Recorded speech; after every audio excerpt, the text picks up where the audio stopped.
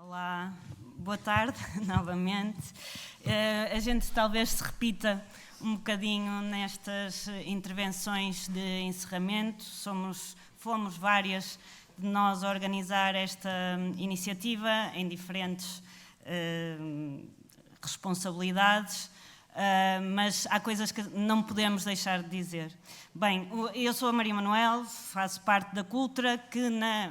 componente portuguesa esteve a organizar esta conferência em conjunto com a Transforme e outras parceiras, nomeadamente da Rosa Luxemburgo, que a Heidi já aqui referiu, com as suas várias delegações e trabalho militante em diversos territórios a nível mundial, que já tive possibilidade de experienciar e de acompanhar, de muita relevância ao acompanhamento ao trabalho de ativistas nos territórios em lutas contra vários tipos de exploração e de colonialismo. Quero também, como é óbvio, agradecer a todo o comitê científico que está aqui representado pela Sandra Cunha, que teve o acompanhamento e a disponibilidade para a construção deste espaço de encontro aqui no Porto, mas mais uma vez não posso deixar de agradecer à Tatiana a sua disponibilidade, a Andreia Peniche também, que estando aqui no Porto, mais uma vez levantando a voz do Norte. Nós temos algum bairrismo em Portugal que é muito salutar, muito bem-vindo, e que a Andreia e a Tatiana garantiram todos os detalhes que poderiam ter ficado deslaçados na complexidade que é organizar este tipo de iniciativa. Não foi fácil, não é, não será, juntar tanta gente com backgrounds tão diversos e de origens tão diferentes, mas o que nós conseguimos perceber aqui é que, apesar de toda a dificuldade, é de facto possível. Quero também agradecer à Amicar e à Kitty que nos desafiaram, a Kitty também fez parte do comitê científico, que nos desafiaram a uma colaboração num formato de discussão distinta, em que a Marxfem, ainda antes de existir como Marxfem, já teve uma intervenção no âmbito da Amicar, que é uma mostra de cinema antirracista, que todos os anos ocorre na cidade do Porto, e que o filme passou na Amicar e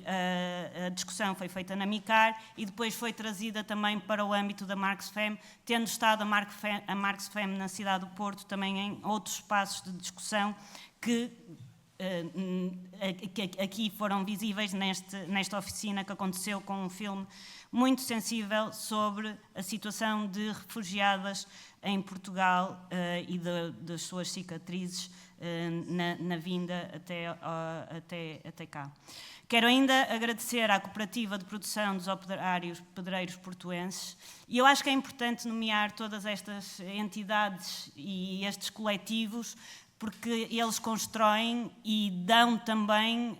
o espírito, digamos assim, da existência da Marxfem. Que é este espaço onde nos encontramos, permitiu que este encontro ocorresse aqui, e a Escola Profissional de Economia Social, onde decorreram as outras sessões paralelas. E porquê? Porque foi e é também cada vez mais difícil encontrar espaços físicos onde nos consigamos encontrar todas e todos. É difícil para grupos pequenos, é ainda mais difícil para grupos grandes, e é extremamente importante que estes espaços de resistência cooperativos, que são cada vez menos, existam, e que o nosso apoio também à sua existência em cada um dos nossos territórios ainda se faça sentir também nos momentos em que nos juntamos.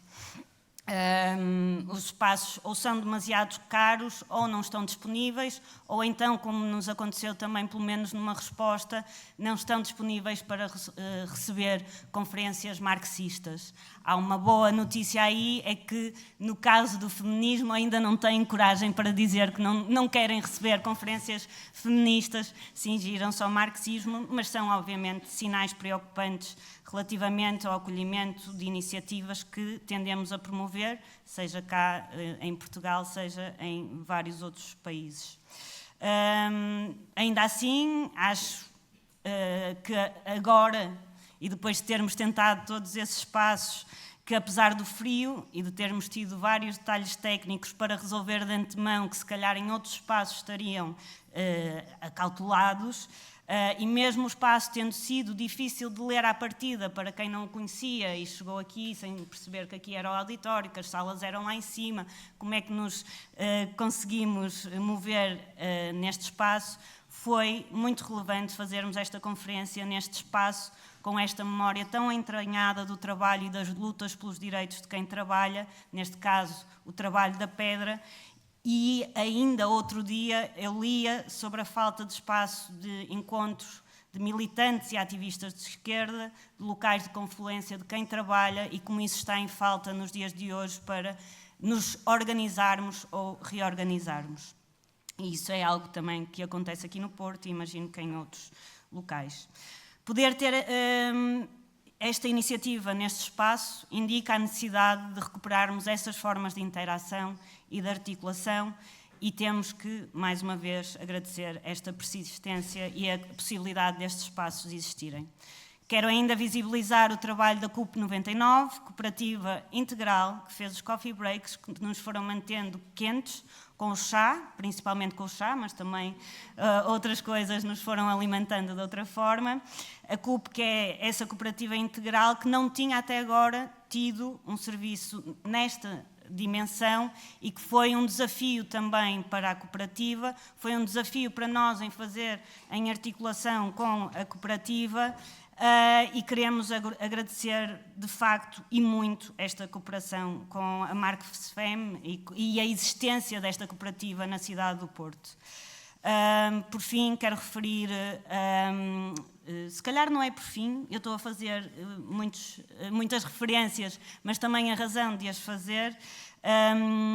as bancas que tivemos aqui em cima, um banquete de diversidade com cachupa da Filó, doces do Bangladesh, do Brasil, da Colômbia e da Ucrânia, para que pudéssemos almoçar confortavelmente aqui no espaço da conferência, ontem e hoje. Já não estão aqui, agradecemos antes de vir aqui, mas também agradecer publicamente à Filó, ao Nazim e à Lipa, ao Rames Garzón, à Gabi Vilela, à Irina, além da Lina Paulo, que ontem esteve com as pinturas no aquário.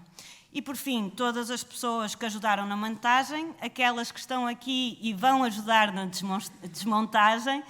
que asseguraram o apoio nas salas e aqui no auditório, quem moderou, contactou as oradoras para que tudo corresse bem, a quem deu o litro de forma totalmente militante e ativista para que esta conferência pudesse acontecer. Ela não é uma conferência académica, não é feita de forma profissional e a cada uma das pessoas que a organizou retirou horas de sono, de tranquilidade, de tempo para o autocuidado, mas garantiu e gerou este espaço que coletivamente garantiu heterocuidado de nos podermos encontrar, partilhar trabalho concreto, iniciativas e ativismo e também teorização sobre a nossa intervenção.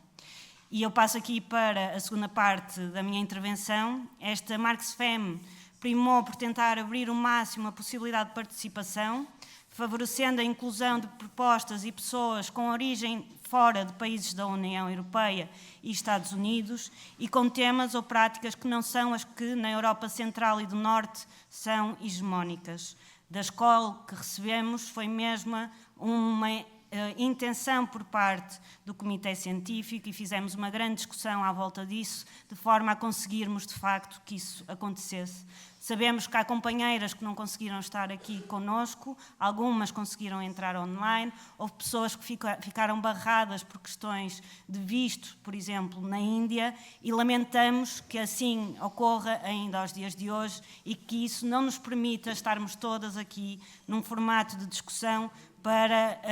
a inclusão e para a garantia de que nenhuma de nós fica para trás. Fazer desta uma conferência que descoloniza práticas foi mesmo uma intenção, foi um esforço, foi um desafio, precisamente porque entendemos que a linguagem académica se encontra pejada de uma linguagem hermética e que à esquerda também já nos deixamos domesticar nesses códigos. Recuperar práticas que tecem laços, como nos mostraram as camaradas do Equador aqui nesta sala, com os lenços maravilhosos que trouxeram e que carregam histórias de tantas mulheres. Ou ainda, por exemplo, uma intervenção académica com comunidades através de fanzines, como foi uma das oficinas das companheiras do México que estiveram esta manhã, é essencial para aquilo que no mundo da academia se traduziria como reach out.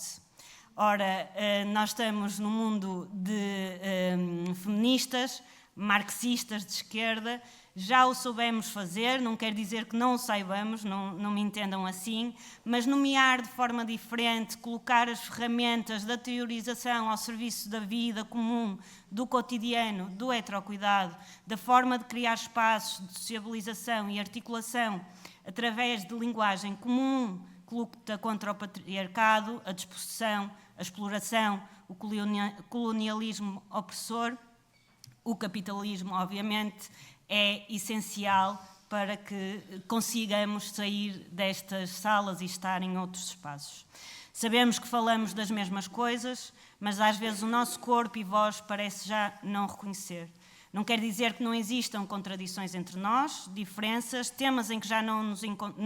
nos encontramos mais, outros que ainda estamos a debater, coisas que conhecemos e outras que não, mas essa abertura, de facto, esteve presente na maior parte dos espaços e é um legado que gostaria de ver. E agora aponto aqui para a Angelina, que fará a introdução relativamente à Marx Fem, que virá a ocorrer, que gostaria de ver em legado na próxima Marx Fem e nas próximas conferências. A transformação não dispensa a teorização, mas esta não pode de maneira nenhuma dispensar os coletivos e os ativismos, e a transformação social tem de ocorrer em ambos, o que implica teorização e ação sobre o teorizado e, de novo, teorização e ação. Desculpem-me esta redundância e, se calhar, alguma teorização quando quero falar de ativismo. Enfim, a teoria hermética não alcançará a transformação social e, basicamente, era isso que eu queria dizer com este meu ponto. Passo para o terceiro, de que vos queria falar e que me tem preocupado também e que acho que esteve presente aqui: memória, história, encontro. Na primeira parte falei sobre a cooperativa dos pedreiros, mas queria recuperar também no seguimento de uma intervenção a que assisti aqui na Marx Fem e que também fui falando sobre ela com companheiras nos corredores, sobre os padecimentos dos movimentos feministas. Foi uma intervenção que me impactou e tocou em coisas que tenho refletido e acho que à esquerda temos refletido. O presentismo, a falta de manutenção de uma linha histórica com todos os seus defeitos e apagões, tem trabalhado no sentido de já não compreendermos os horrores que se cometeram e não se entender socialmente que ainda se cometem e outros que se repetem. Não se conhece nem se reconhece o colonialismo, sempre mal contado e sempre apagado. Não se conhece nem se reconhece as lutas de independência ou a luta antifascista, e estou a falar também muito do contexto português, e perdoem-me, não é? Também falar do espaço que habito e que ocupo e do território que ocupo. Esquece e invisibiliza-se o papel das mulheres na Revolução e do que implicou o 25 de Abril para os direitos que alcançamos aqui em Portugal. Falo-vos disto porque a memória e os exemplos de transformação, organização, síntese também nos nossos espaços têm vindo a ser esquecidos, e também porque na Cultura temos tentado combater esse apagamento no âmbito das comemorações dos 50 anos do 25 de Abril de 74. O testemunho dessas mulheres, numa das iniciativas a 2 tempos que mobilizamos e que se chamou As Mulheres São Revolução, juntou trabalhadoras, moradoras de movimentos pelo direito à habitação, mas também académicas ativistas que conseguiram furar para que o segundo referendo pelo aborto em Portugal fosse uma vitória. Relembramos tudo isso e pensamos na ofensiva sobre como melhorar a prática e a lei do aborto para que todas as mulheres em todo o país não sejam alvo da objeção de consciência e da cada vez menor infraestrutura do Serviço Nacional de Saúde no país. Falo-vos ainda disto porque, quando pensava no que falar e no contexto desta conferência e do futuro que daqui pode sair, me lembrei também, e trouxe aqui o livro, das Três Marias e das Novas Cartas Portuguesas, que foi um livro que foi editado ainda em ditadura, que muitas pessoas estarão a par, mas outras menos. Três Marias, três mulheres que editaram este livro coletivamente, sem saber qual delas escreveu cada uma das cartas que aqui estão trabalhadas, e que acabaram por ser presas antes do 25 de Abril. Maria Isabel Barreno, Maria Teresa Horta, Maria Velho da Costa juntaram-se, fizeram este livro, foram presas, mas houve uma mobilização internacional de apoio a estas mulheres, e toda essa mobilização e solidariedade internacional foi extremamente importante para que elas fossem libertas. Acompanhou também toda a mobilização no âmbito do 25 de Abril e demonstrou todo um apoio por parte do movimento feminista internacional a estas três mulheres, à situação portuguesa, e falo disto precisamente porque esta história é marcante do feminismo português, é também marcante dos 50 anos do 25 de Abril e é marcante da solidariedade internacional que me parece que queremos tecer todas e todos que estamos aqui durante estes 3 dias. Vivemos tempos duros, não espero menos que essa solidariedade e capacidade de articulação para as discussões duras, mas principalmente para a militância que temos de fazer renascer. Temos em breve aqui em Portugal, e termino com isto, o 25 de novembro, para o qual assinalamos já anteriormente em várias sessões e também com divulgação lá em cima, mobilização contra a violência contra as mulheres. Temos aqui no Porto, às 7 da tarde, essa mobilização. Temos uma greve geral, dia 11 de dezembro, extremamente importante e que está a juntar todas as centrais de trabalhadores que existem em Portugal, são 2 na verdade, mas está a juntar todos os trabalhadores e trabalhadoras em Portugal. E temos ainda a preparação do próximo 8 de março. Reagrupar e reorganizar, trazer para o centro